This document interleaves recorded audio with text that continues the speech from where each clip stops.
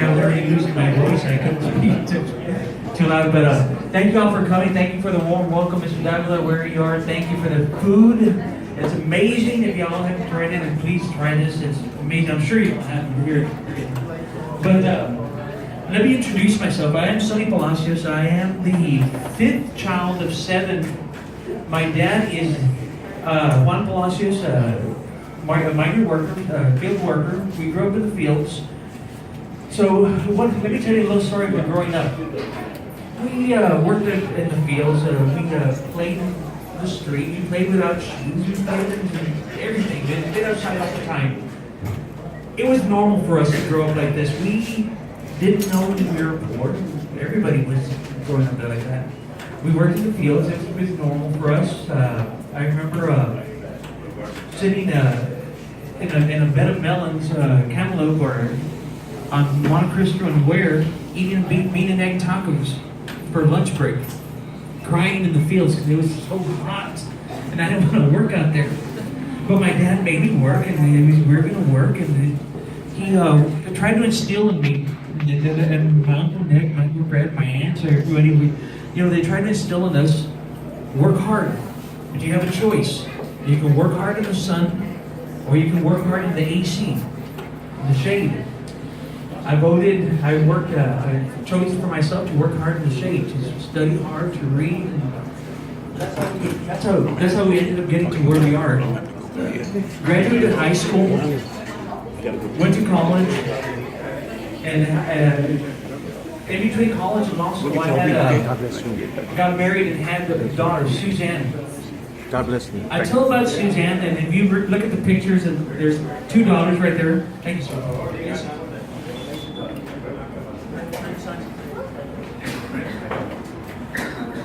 There's 2 girls right here.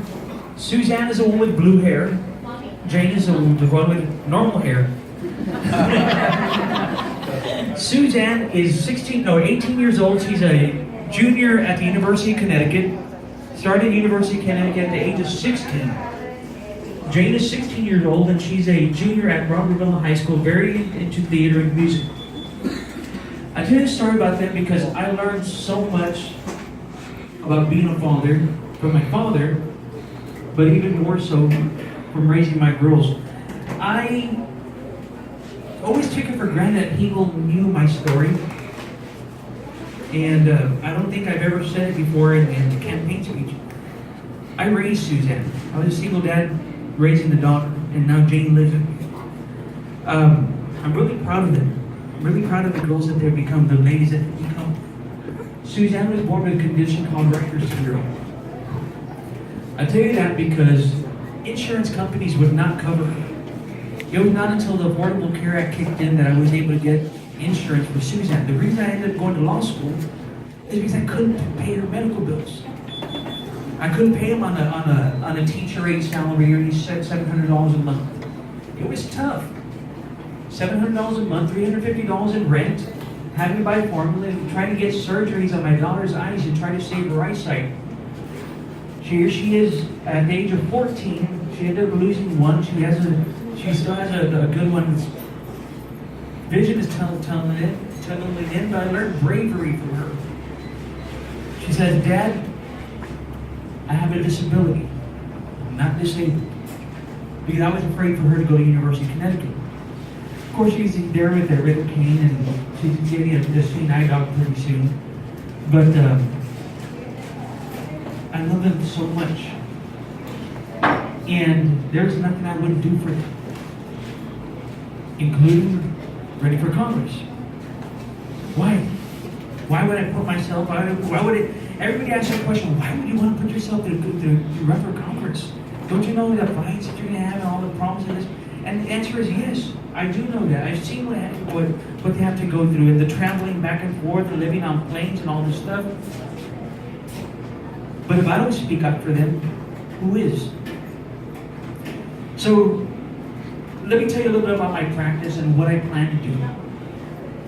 I've been on the Edinburgh School District for the past 6 years. I saw some injustices there, and I've been 13 years I've been practicing law. And I've seen a lot of things. I represent a lot of teachers. Do we have educators here? Yes. So I've seen a lot of teachers who are afraid to speak out in grievances and things that happen in administration and school board members change, school boards change, and then what happens? Superintendents change, principals change, and teachers get reassigned, and it's just hard developing job security that way. I remember that because I was a teacher, and I saw it happening firsthand. So when I became an attorney, I started representing teachers, worked with the unions, making sure that there was job security. I took these cases all through the grievance procedure, all the way to TEA, won a lot of them. The ones I didn't win were the ones against charter schools. I am a champion for public schools.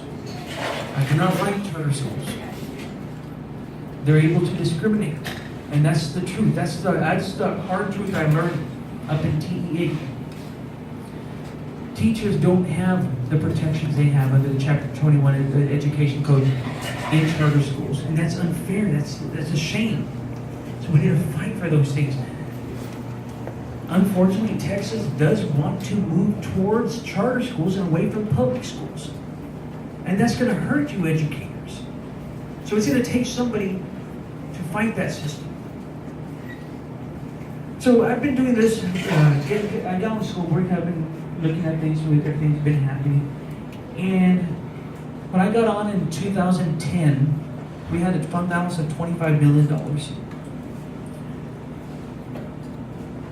There was things that needed to be done. We looked at the state at that point that had cut us at the biennium $12 million per year, and then the next year to another $12 million, another one to another $12 million. The state was cutting and cutting and cutting education.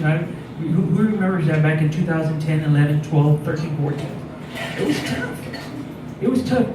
We were opening a new high school. We had to hire teachers. We had to staff that. We had to furnish those things.